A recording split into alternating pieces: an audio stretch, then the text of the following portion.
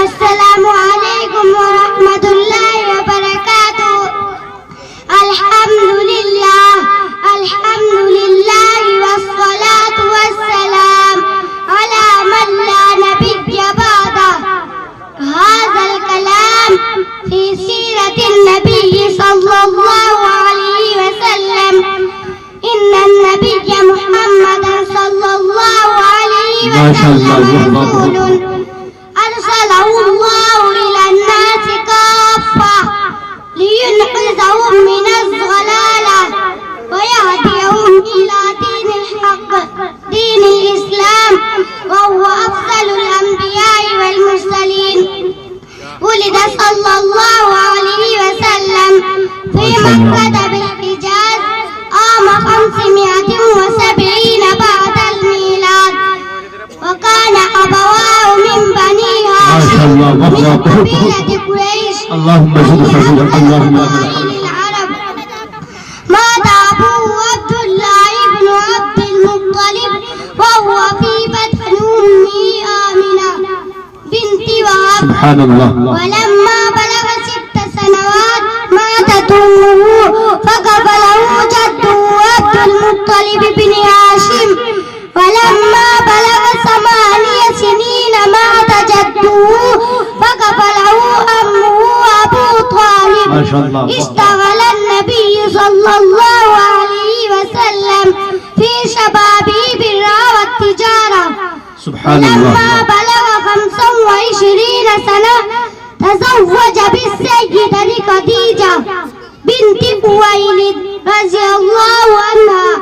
وكان النبي صلى الله عليه وسلم يتعبد في غار حراء خارج مكة من كل سنة شهرا واحدا.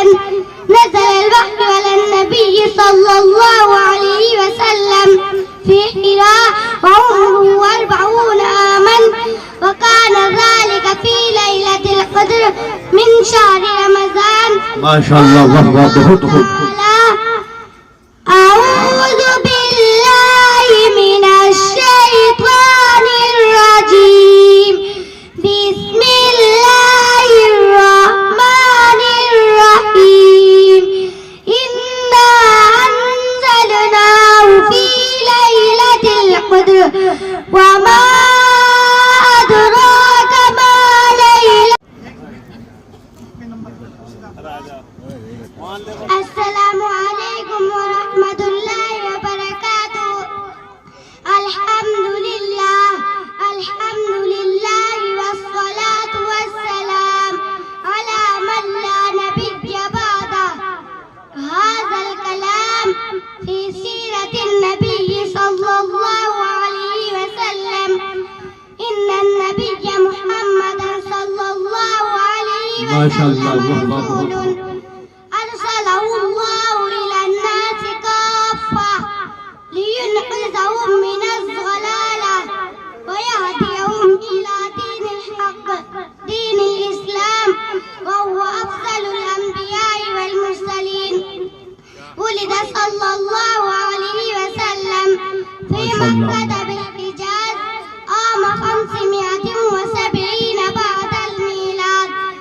وكان أبواه من بني هاشم من قبيلة قريش. اللهم زد فضيلة اللهم العرب مات أبوه عبد الله بن عبد المطلب وهو في بطن أمه آمنة بنت وهب. سبحان الله. ولما بلغ 6 سنوات ماتت أمه فكفله جده عبد المطلب بن هاشم.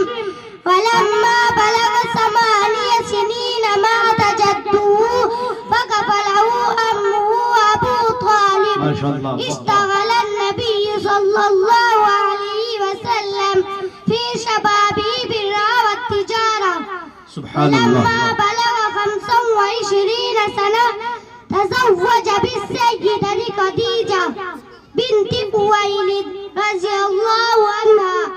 وكان النبي صلى الله عليه وسلم يتعبد في غار حراء خارج مكة من كل سنة شهرا واحدا.